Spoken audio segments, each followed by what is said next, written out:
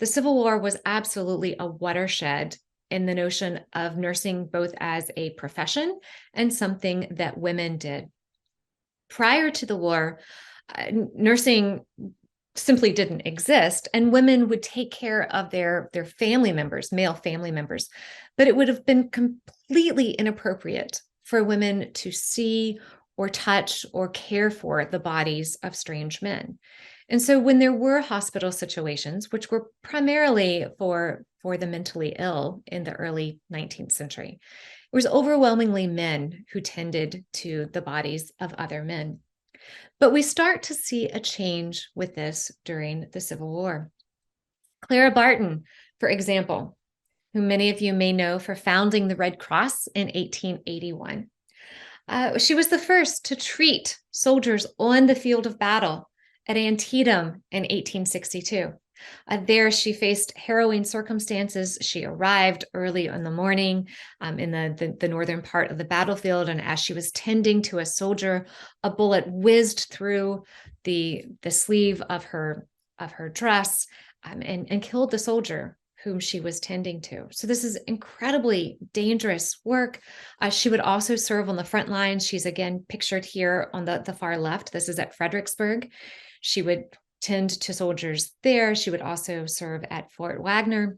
So this is the beginning of women taking care of other men's bodies. Other women who served as nurses, Susie King Taylor, who was born an enslaved woman in Georgia, and by 1862 had made her way to Union lines, where she started volunteering.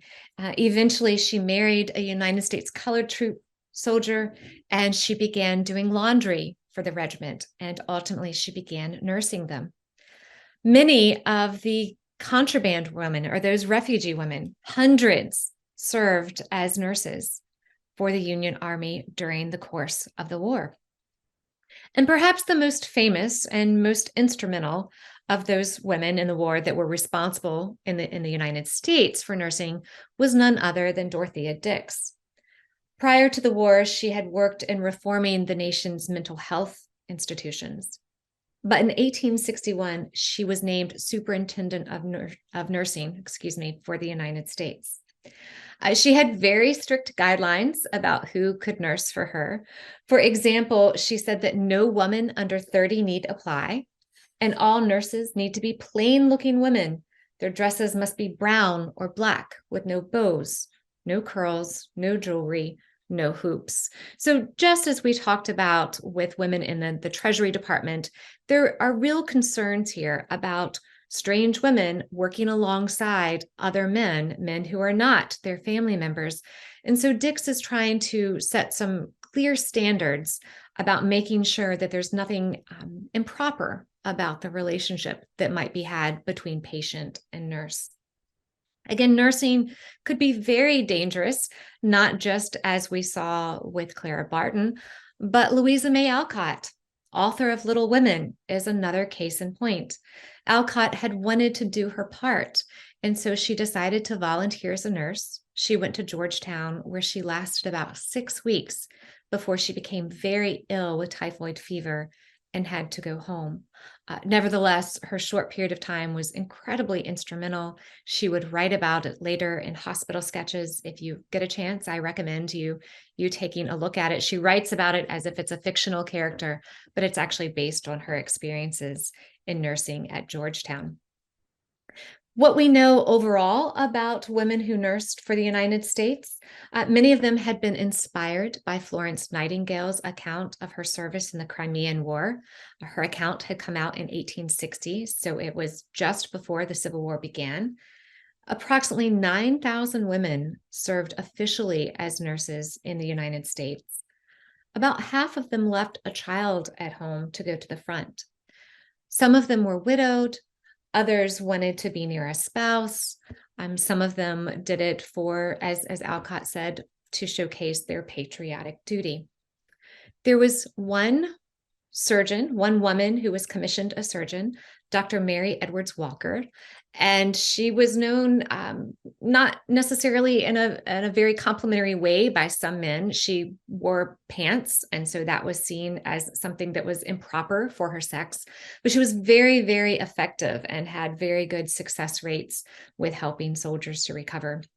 So she was awarded a commission as a surgeon in the United States Army. We shift our gaze to the Confederacy, however, we will see a slightly different story. There were fewer women overall that served as nurses in the Confederacy. I said about 9,000 women served officially as nurses in the United States. Only about 1,000 served officially as nurses in the Confederacy.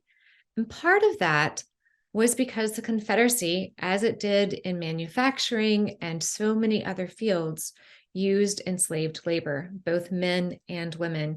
And this is a picture from Nashville, Tennessee in early 1862, showcasing many of the enslaved people who were working at a hospital there. There were, however, again, about 1,000 women who worked for the Confederacy as nurses, many of them as matrons in large hospital complexes, places like Chimborazo Hospital and elsewhere.